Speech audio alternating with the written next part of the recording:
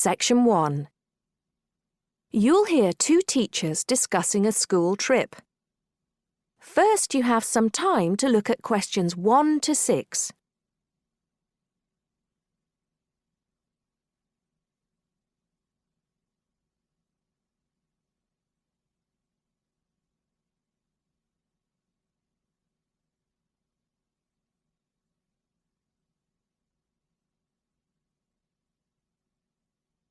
Now listen carefully and answer questions 1 to 6.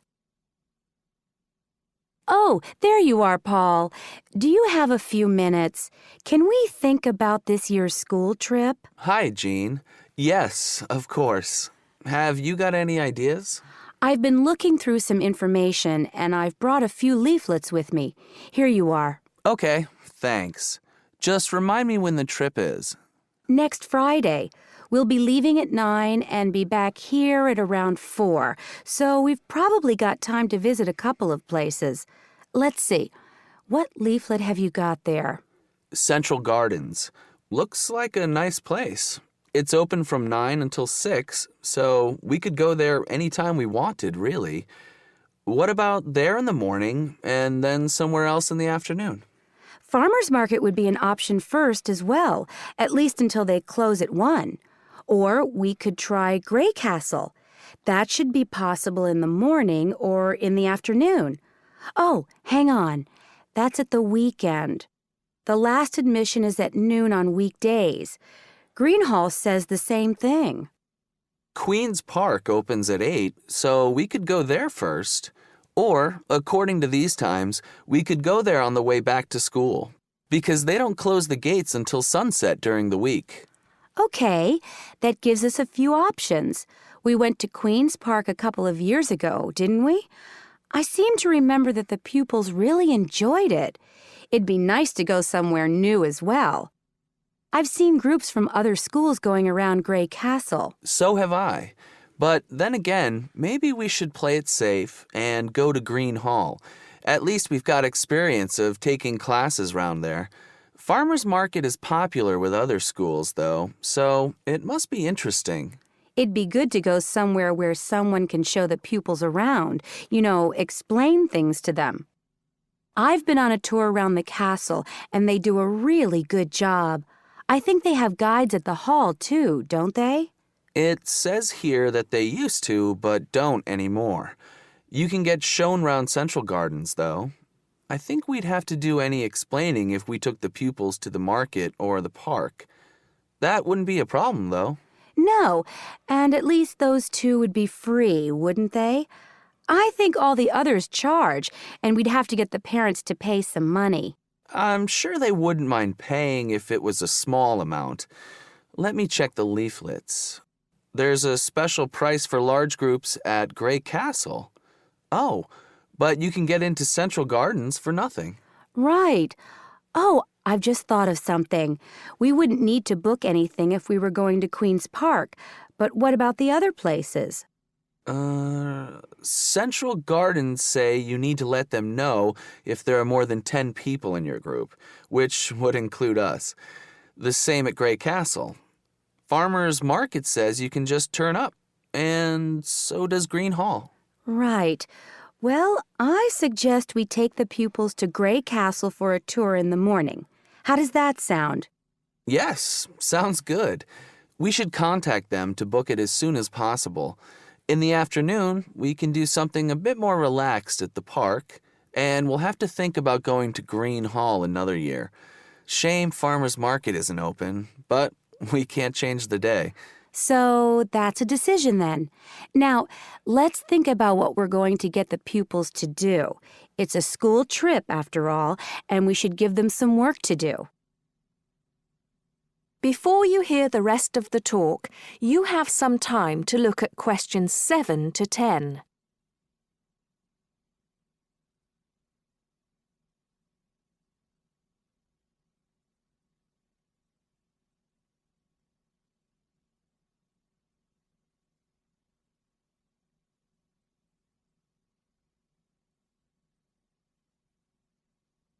Now listen and answer questions 7 to 10.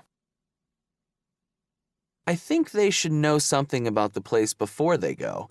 That way they know what they're looking at, and they'll be able to write about it better when they get back. I'll put some information together to look at home and give them copies after the next lesson. Good idea. I'll write something for them to do as they're going round the place. We did a quiz last year, and that worked really well. I'll do the same kind of thing this time. Okay. Now, what about the travel arrangements? How are we getting there? What do you think? I remember one year Mrs. Jackson took her group by bus, and that was a complete nightmare. It's quite a long way, isn't it? We could hire a coach for the day, which is what we usually do, or there's the train. It's rush hour, though, isn't it? So it'll be really crowded. And it'll be more convenient for the rest of the day if we've got our own transport. Yes, we'll do that then. Anything else? Oh, we need to let the parents know what's happening. We could ask the office to call everyone. It would take too long with so many. I know when we send a letter home, there are always a few pupils who lose it, but not all the parents have email yet, so I don't think we have any choice, really. I'll write something and take it to the school office this afternoon. Right. I'll go and tell the pupils the good news.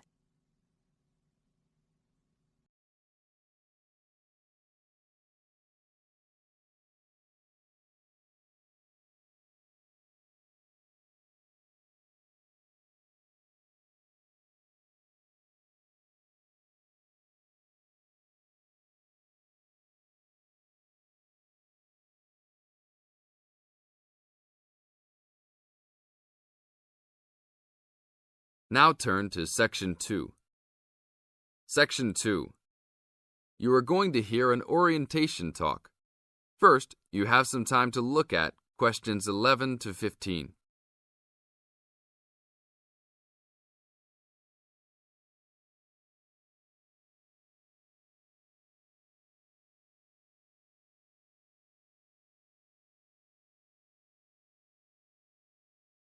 Now listen to the tape and answer questions 11 to 15.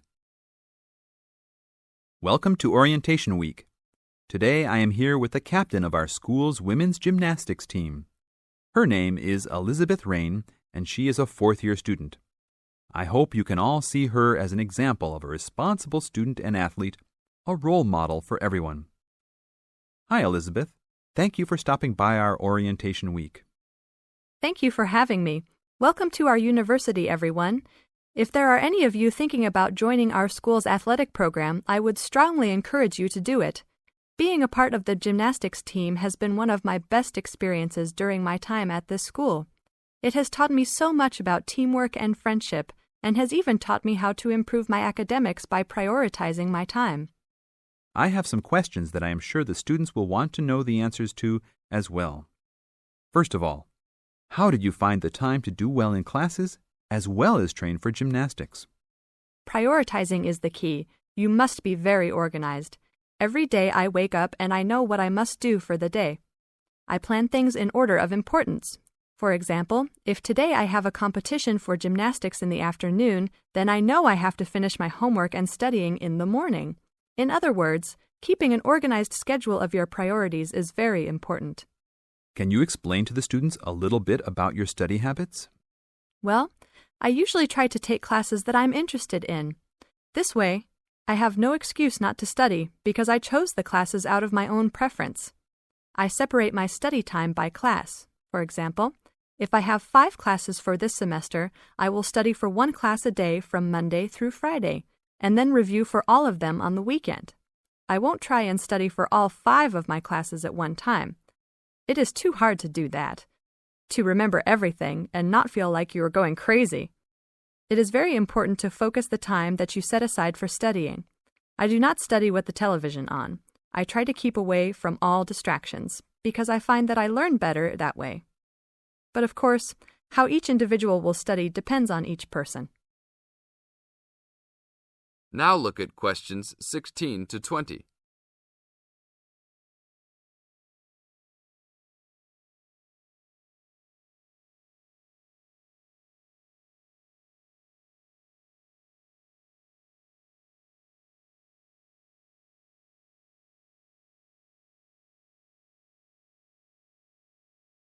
Now listen to the tape and answer questions 16 to 20.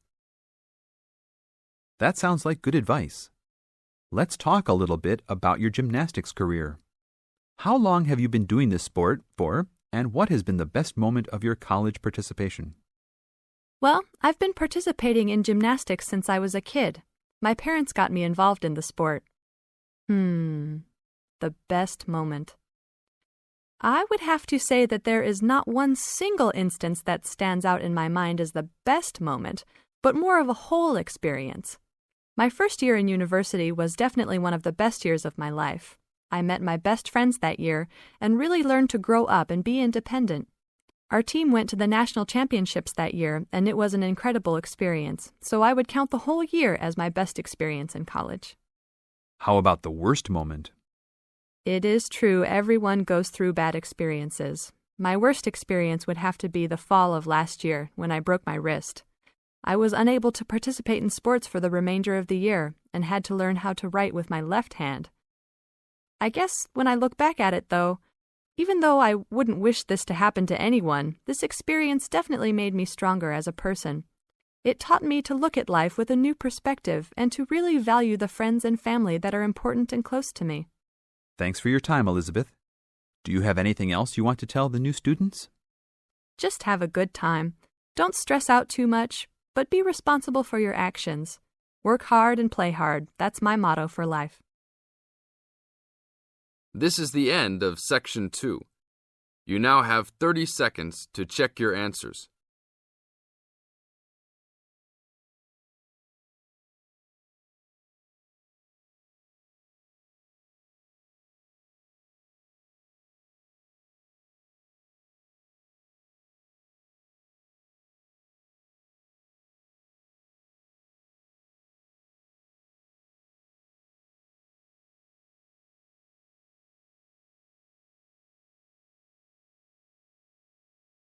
Now turn to Section 3 of your listening question booklet. Section 3. In this section, you will hear two students discussing the idea of joining a learning circle. First, look at questions 21 to 30.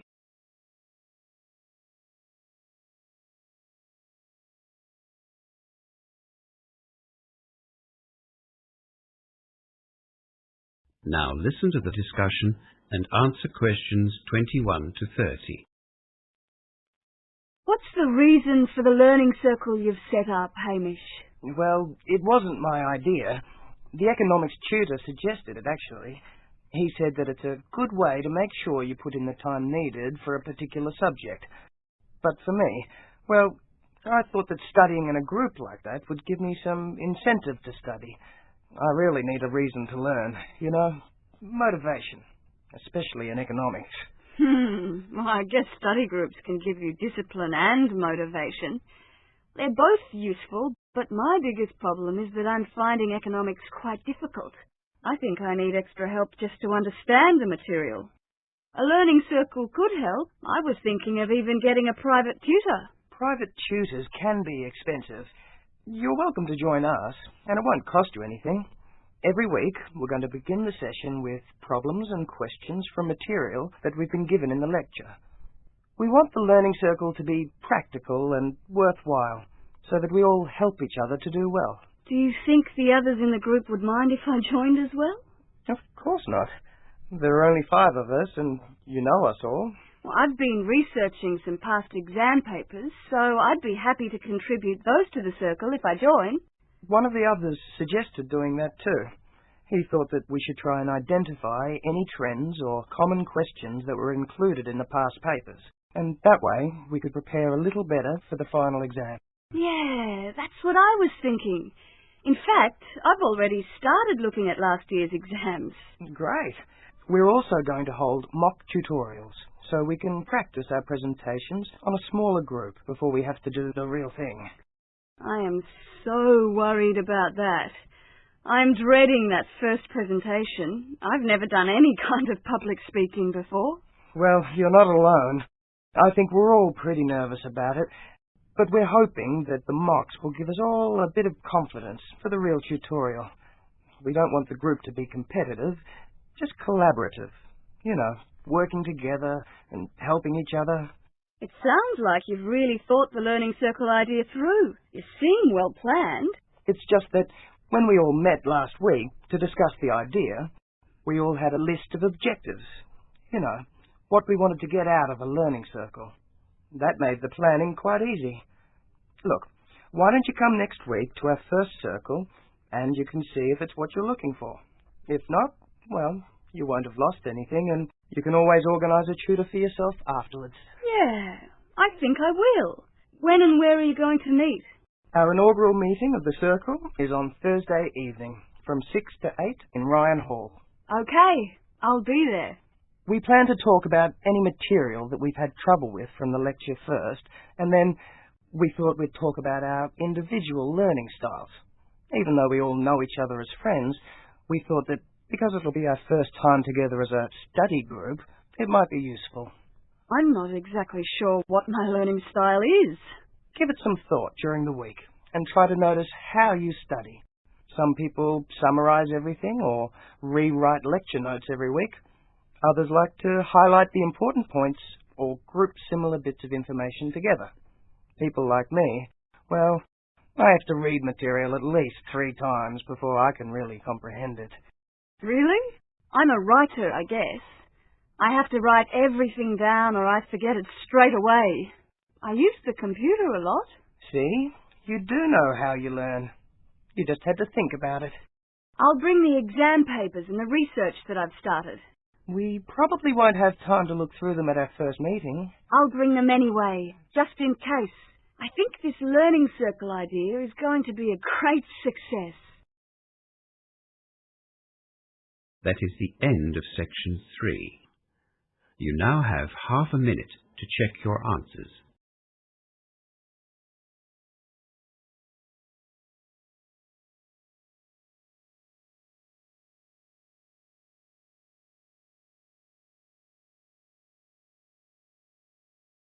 Now turn to section 4.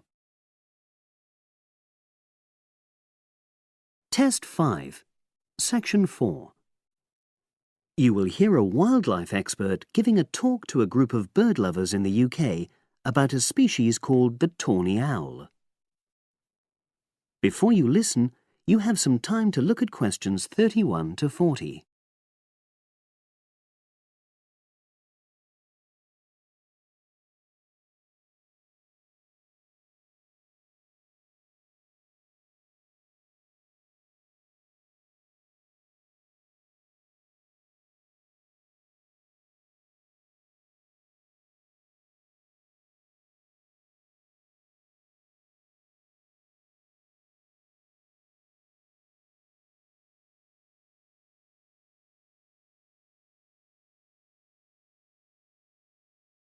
Now listen and answer questions 31 to 40. Good evening, everyone. You're all likely to be familiar with pictures of the tawny owl. Because of all the owl species in the UK, it's actually the most common one. But the chances are that you're more likely to have heard one than actually seen one, as it's also strongly nocturnal. This means that it normally ventures out at night. So, what kind of habitat does the tawny owl prefer? Well, a survey carried out in the 1980s confirmed that this owl is most likely to be found in woodland. If you look at a map of tawny owl distribution across Britain, you'll only see gaps in the treeless marshy areas of eastern England and in some of the more upland parts of northwest Scotland. However, you can sometimes find populations of tawny owls in urban areas too, either in parks or in large gardens. The tawny owl shows some obvious adaptations to its natural habitat. For example, both its wings and its tail are short, which helps it to maneuver through the trees. Also, the bird's plumage is a mixture of brown and grey, and this provides suitable camouflage for when the owl perches up against a tree trunk. Then there are its large eyes. The tawny owl's visual capacities are considerably better than those of humans, and although it can't see in complete darkness, it's sufficiently well equipped to be able to navigate its way around woodland on all but the most overcast nights. Another factor that contributes to the tawny owl's success as a hunter is its excellent memory of the layout of different areas. If you combine this ability with the owl's strongly territorial and sedentary nature, most populations of tawny owl are sit-and-wait predators, you realize that it has a good opportunity to predict where prey might be found. Finally, as well as having large eyes, the owl's sense of hearing is excellent, and this helps it to locate potential prey as it sits on its perch.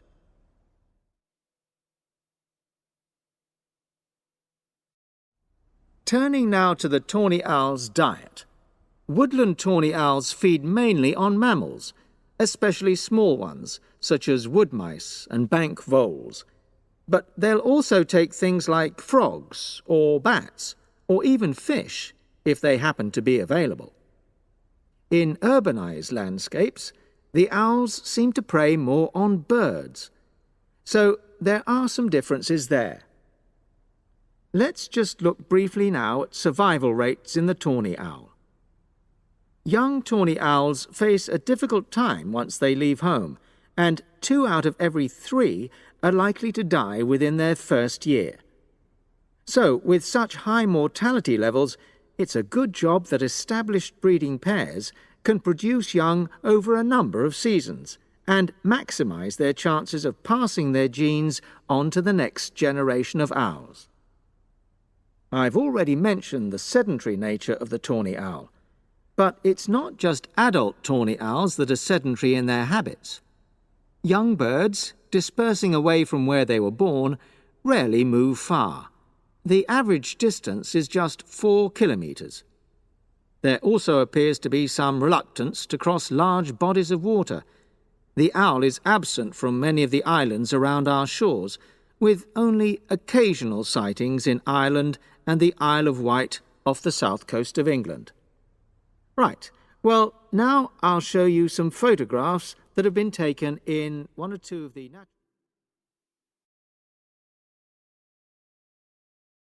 That is the end of section 4.